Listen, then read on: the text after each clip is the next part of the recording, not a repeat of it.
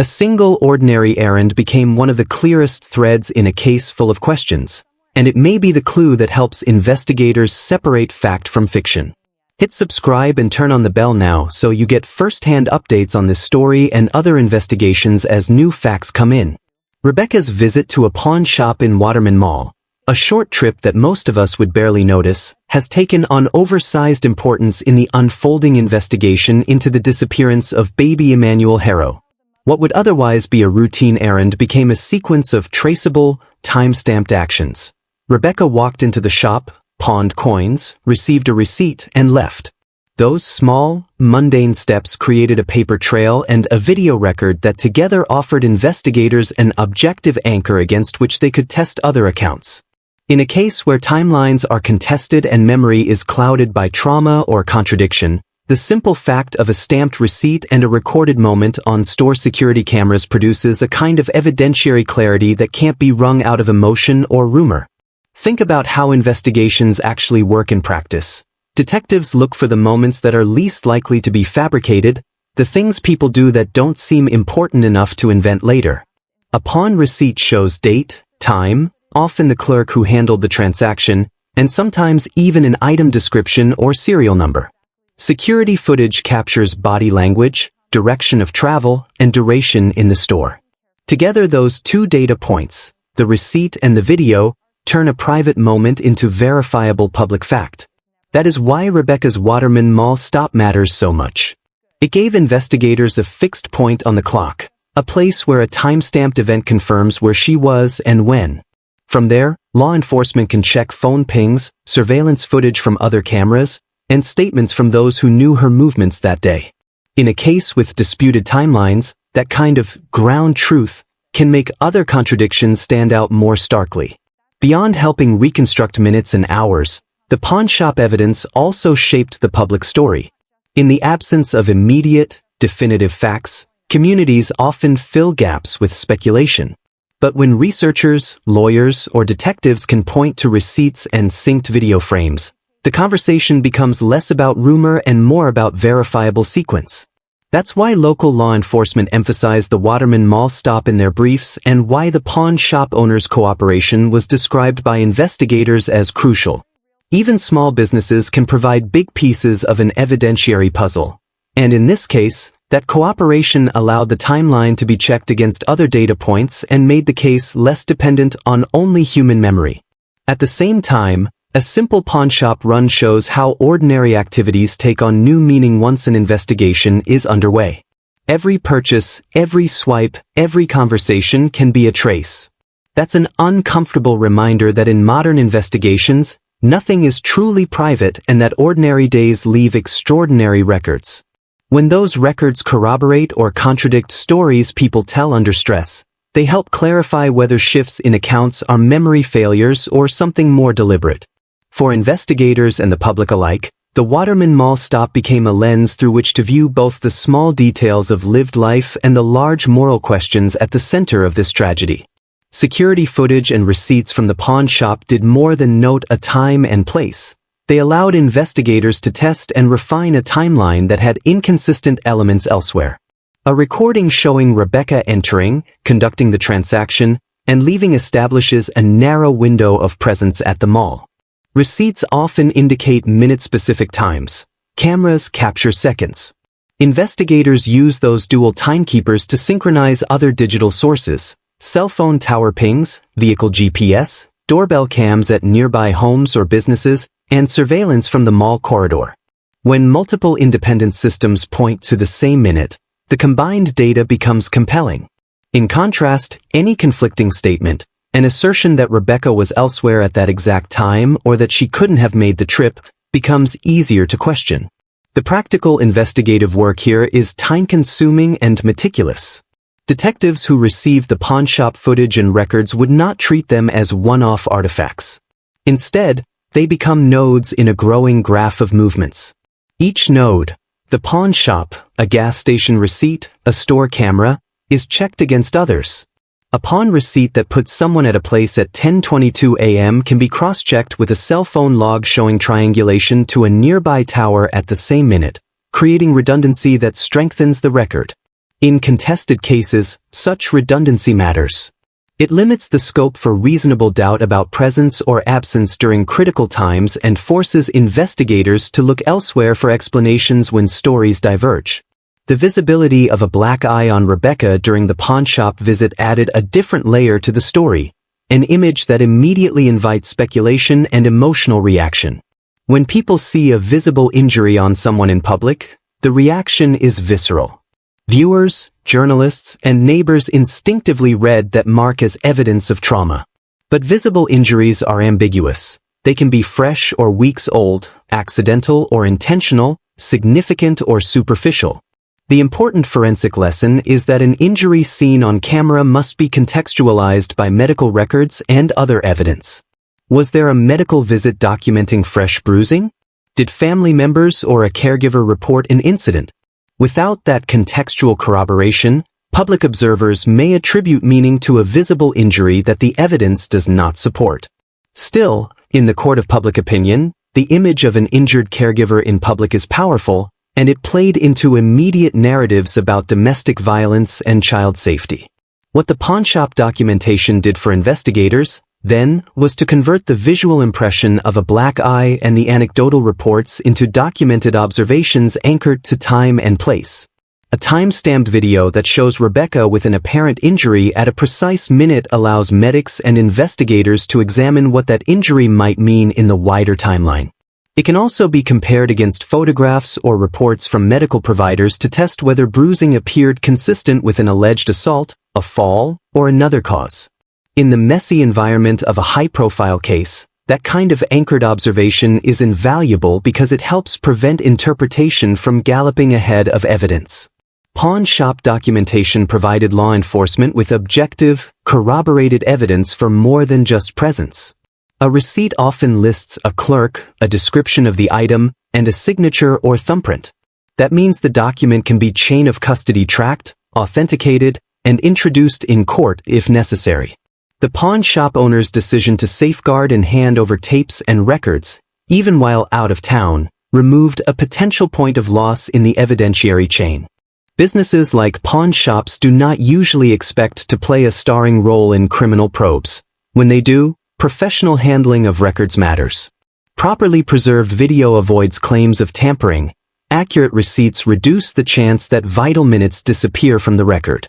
In an investigation where every minute counts, those practical details matter enormously. The significance of routine activities when placed under heightened investigative scrutiny cannot be overstated.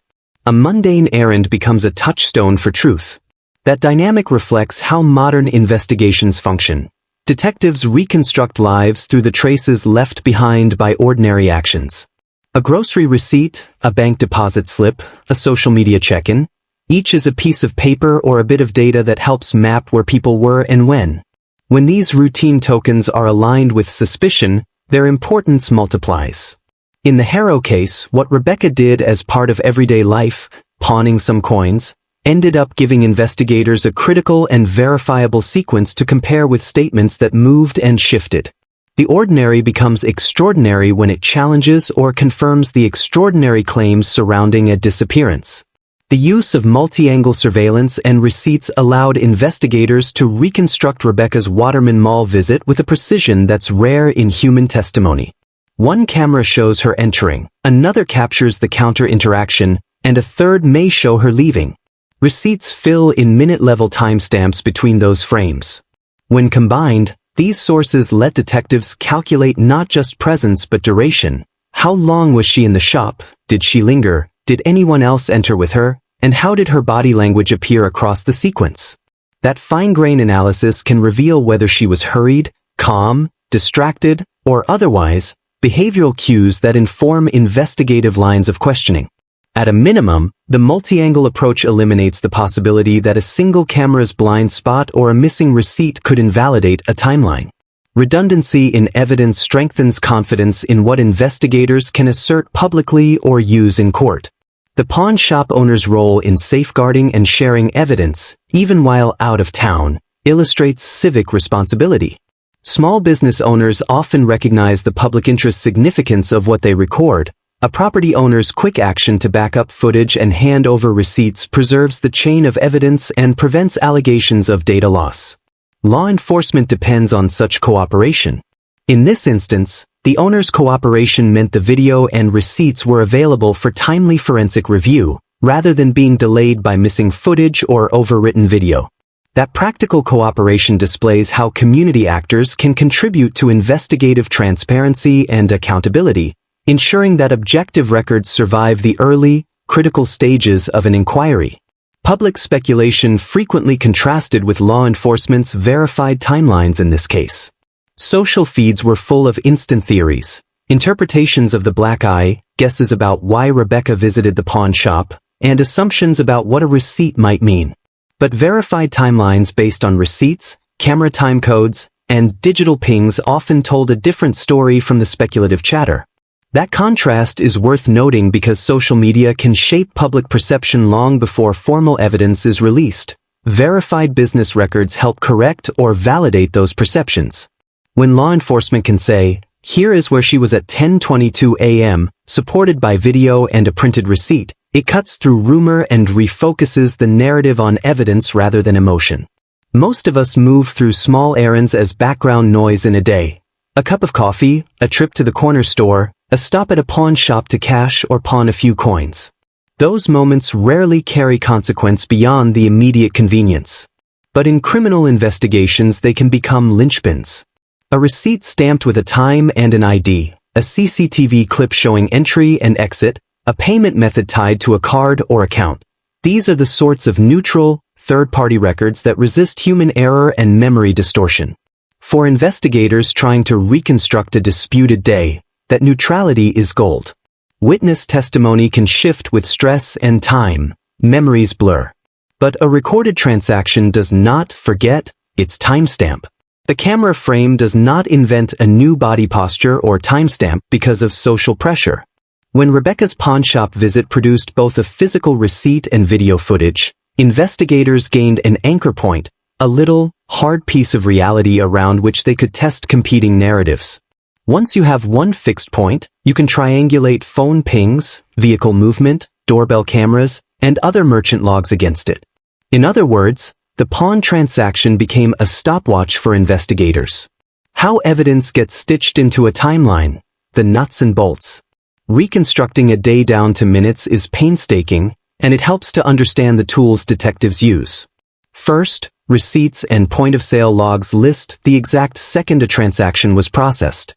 Second, CCTV cameras, ideally multiple angles, provide visual confirmation of the person, clothing, injuries, who they interacted with, and how long they stayed. Third, cell phone metadata shows which cell towers a phone connected to and when, giving approximate location data. Fourth, vehicle forensics or GPS can show where a car was parked and when it moved. Fifth, witness interviews and employee recollections fill in subjective details that devices cannot: tone, behavior, or the presence of someone unrecorded on camera.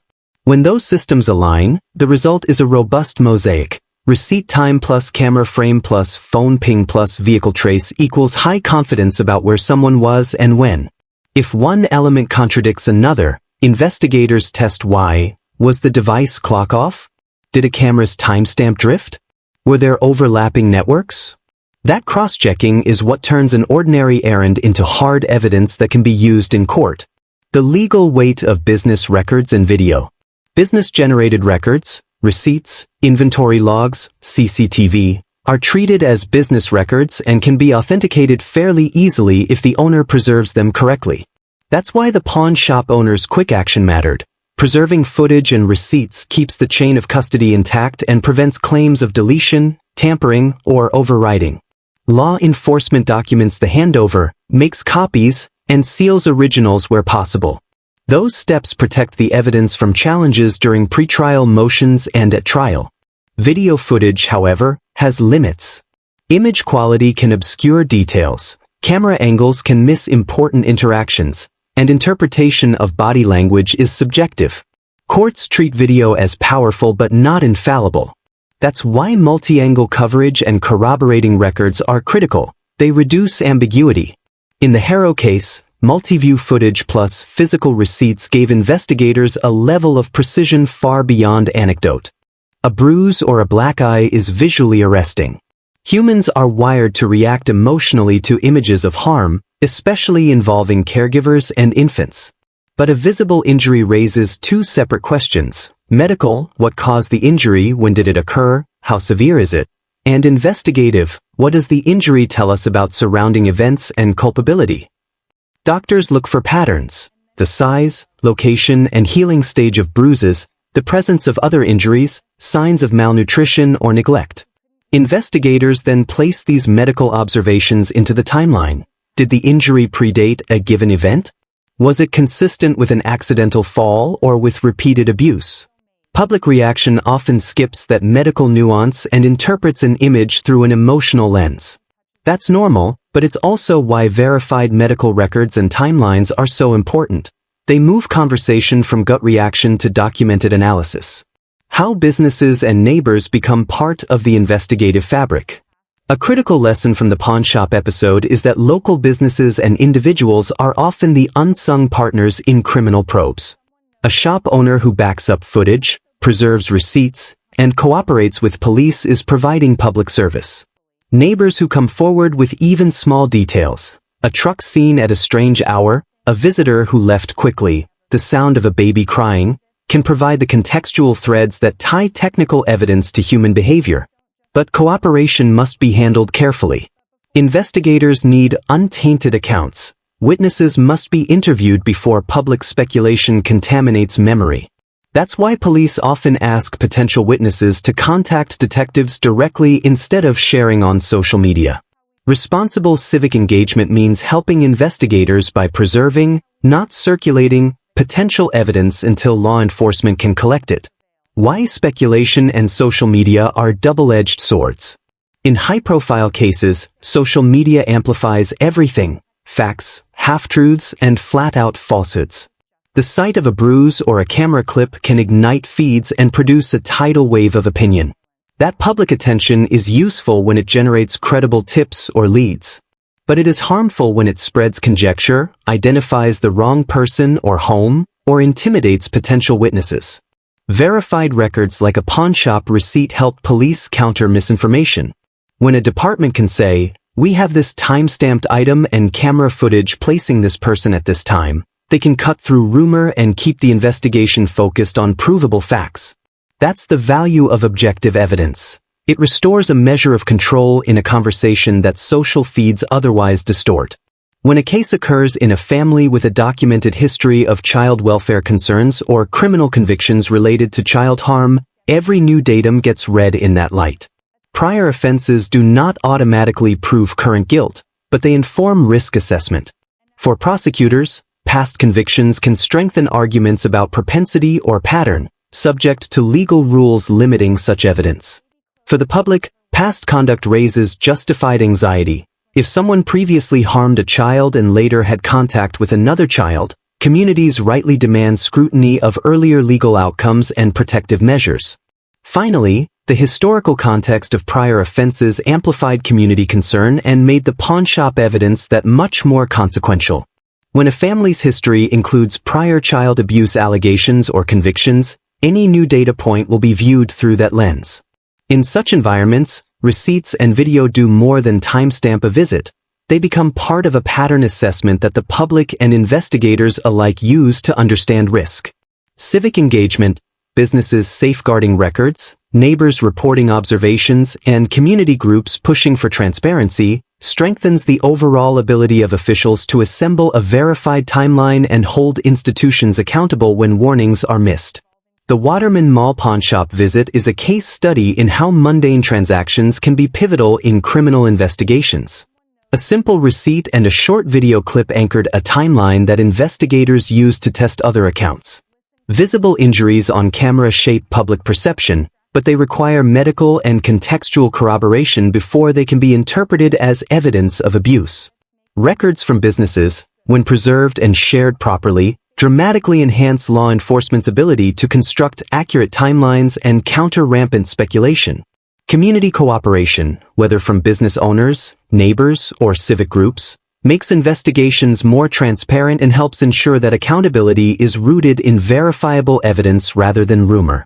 Above all, this episode shows that in modern probes, ordinary actions often leave the most telling footprints, and those footprints can be the difference between confusion and clarity.